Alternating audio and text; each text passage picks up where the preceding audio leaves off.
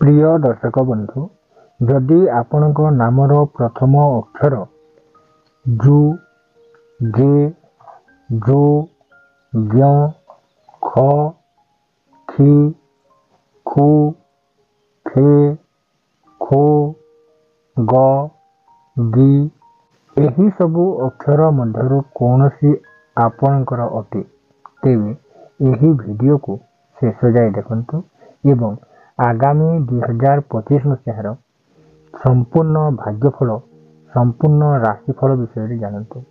यह सहित अशुभ दोष को दूर करने कौन सब प्रतिकार कर आवश्यक रहुअछि से विषय जानवा पाइब। प्रिय दर्शक बंधु, ओडिया पांजिपुथी यूट्यूब परिवार तरफ आपण मानक अनेक अनेक शुभेच्छा एवं अभिनंदन जनाऊे मो पंडित योगेश्वर दास। नमस्कार, जय जगन्नाथ। प्रिय दर्शक बंधु, जदि आपणकर मकर राशि अटे तेबे एही वीडियो को शेष जाए देखंतु एवं मकर राशि संपूर्ण भाग्यफल जानतु। आगामी 2025 मसीहा केमिति रहिबो मकर राशि व्यक्ति मानक पय आसंतु जानिबा आज रही वीडियो माध्यम। प्रिय दर्शक बंधु, जदि आपणकर मकर राशि अटे तेबे वर्षर प्रथम 3 मास जानुआरी, फेब्रुआरी एवं मार्च मास मध्य शनि कुप्रभाव हेतु किछि मात्रा अशुभ फल पाइबे, किंतु बृहस्पति आपनकु शुभ फल प्रदान करिबे, जहा फल साधारण जीवनचर्या कौन से असुविधा हेब नाही।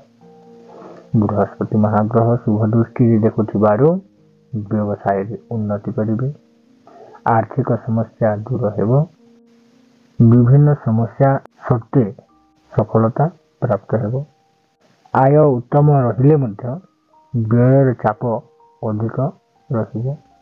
वर्ष सारा राहु और केतुंक कुप्रभाव हेतु किछि ना किछि स्वास्थ्यगत समस्या लागि रहिबो। सबुबेले मन भाराक्रांत रहिबो। पारिवारिक समस्या सत्वे शुभाशुभ फल मिश्रित भोग करिबे। मई मास मध्य भाग पर सबु क्षेत्र में संघर्ष करने को पड़ पाए। कर्म क्षेत्र में कर्म चिंता और बदली ट्रांसफर आदि देखा देव। व्यवसाय सतर्क न रहिले आर्थिक क्षय क्षति देखा देव। संतान चिंता लगी रहिबो।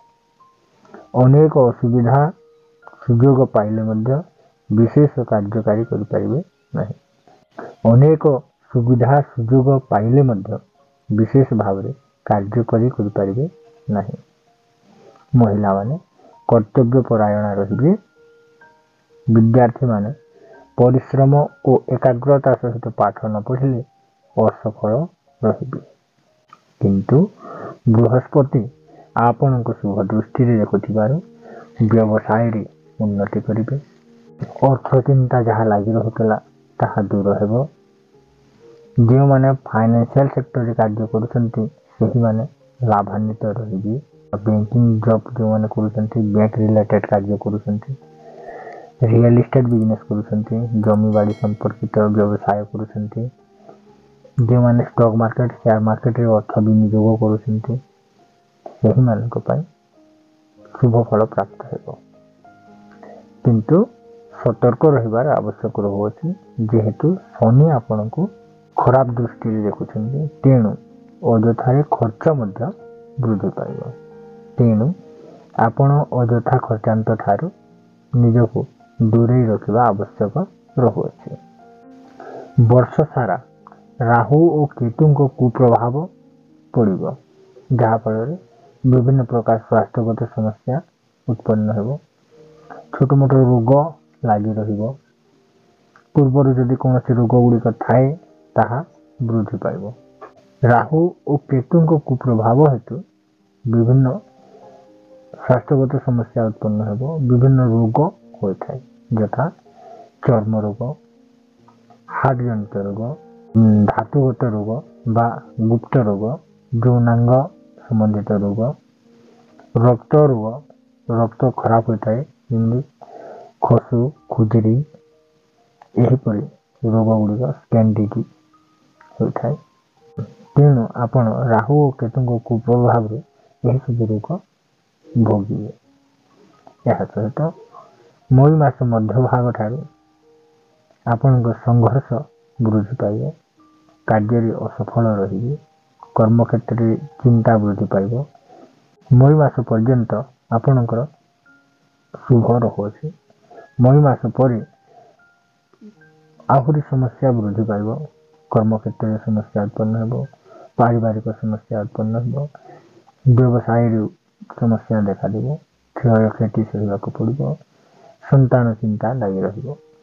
ତେଣୁ ଆପଣ ମଇ ମାସ ମଧ୍ୟରେ ଶୁଭ କାର୍ଯ୍ୟ ଗୁଡ଼ିକ କରିବା ଆବଶ୍ୟକ ଅଟେ। କୌଣସି ନୂତନ କାର୍ଯ୍ୟ, ବ୍ୟବସାୟ, ବାଣିଜ୍ୟ କରିବା ଥିଲେ ମଇ ମାସ ମଧ୍ୟରେ କରିନିଅନ୍ତୁ। ମଇ ମାସ ପରେ କାର୍ଯ୍ୟରେ ସଫଳତା ମିଳିବ, କିନ୍ତୁ ଅନେକ ପରିଶ୍ରମ, କଠୋର ପରିଶ୍ରମ କରିବାକୁ ପଡ଼ିବ। ଏମିତିକି ଆପଣଙ୍କୁ ଅନେକ ସୁଯୋଗ ଆସିବ, କିନ୍ତୁ ସୁଯୋଗର ସଦୁପଯୋଗ କରିପାରିବେ ନାହିଁ। ଆପଣଙ୍କ ସାଙ୍ଗସାଥୀମାନେ ଆପଣଙ୍କୁ ଷ୍ଟାଣ୍ଡ ହେବା ପାଇଁ ସୁଯୋଗ ପ୍ରଦାନ କରିବେ, ବିଭିନ୍ନ କାର୍ଯ୍ୟରେ ସାହାଯ୍ୟ ସହଯୋଗ କରିବେ, କିନ୍ତୁ ଆପଣ ତାର ସଦୁପଯୋଗ କରିପାରିବେ ନାହିଁ କିମ୍ବା ଲାଭ ଉଠାଇ ପାରିବେ ନାହିଁ। କି ଆପଣଙ୍କୁ ଗୋଟେ ଅପରଚ୍ୟୁନିଟି ଦେଇପାରେ, ଆପଣଙ୍କ ବନ୍ଧୁ ବାନ୍ଧବ କିମ୍ବା କୌଣସି ଜବ୍ କରୁଥିଲେ କମ୍ପାନୀ ଗଭର୍ଣ୍ଣମେଣ୍ଟ ତରଫରୁ ଗୋଟେ ଅପରଚ୍ୟୁନିଟି ଆସିବ, କିନ୍ତୁ ସେ ଅପରଚ୍ୟୁନିଟିକୁ ମଧ୍ୟ ଆପଣ ହାତ ଛଡ଼ା କରିବାକୁ ପଡ଼ିପାରେ। ତେଣୁ ଆପଣ ସେହି ସବୁ ଭୁଲ ଯେମିତି ନ ହୁଏ ତାହାକୁ ସୁଧାରିବା ପାଇଁ ଚେଷ୍ଟା କରନ୍ତୁ। ମହିଳାମାନେ କର୍ତ୍ତବ୍ୟପରାୟଣ ରହିବେ। ବିଦ୍ୟାର୍ଥୀମାନେ ପରିଶ୍ରମ କରିବାର ଆବଶ୍ୟକ ରହୁଛି। ଯେଉଁମାନେ ପାଠ ପଢ଼ୁଛନ୍ତି, ଛାତ୍ରଛାତ୍ରୀ ଅଟନ୍ତି, ସେହିମାନେ କଠୋର ପରିଶ୍ରମ ଦ୍ୱାରା ସଫଳତା ପ୍ରାପ୍ତ କରିବେ। ପ୍ରିୟ ଦର୍ଶକ ବନ୍ଧୁ, ଏହା ତ ଥିଲା 2025 ମସିହା ମକର ରାଶିର ସମ୍ପୂର୍ଣ୍ଣ ବାର୍ଷିକ ରାଶିଫଳ। ତେବେ ଏଥର ଆସନ୍ତୁ ଜାଣିନେବା ଅଶୁଭ ଦୋଷକୁ ଦୂର କରିବା ପାଇଁ କ'ଣ କରିବେ ପ୍ରତିକାର। ଯଦି ଆପଣ ପ୍ରତିକାର କରିବାକୁ ଚାହୁଁଛନ୍ତି, ତେବେ ପ୍ରତ୍ୟେକ ଦିନ ହନୁମାନ ଚାଳିଶା ପାଠ କରନ୍ତୁ।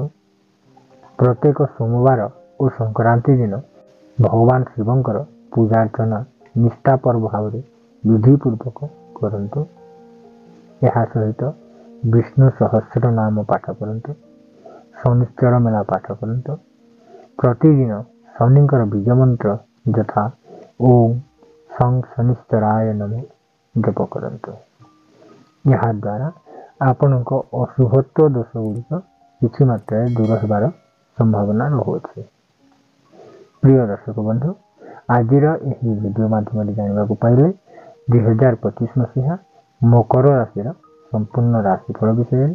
ତେବେ ଆଜିର ରାଶିଫଳ କାର୍ଯ୍ୟକ୍ରମକୁ ଏଇଠି ରଖି ଆପଣଙ୍କ ଠାରୁ ବିଦାୟ ନେଉଅଛି। ଜୟ ଜଗନ୍ନାଥ।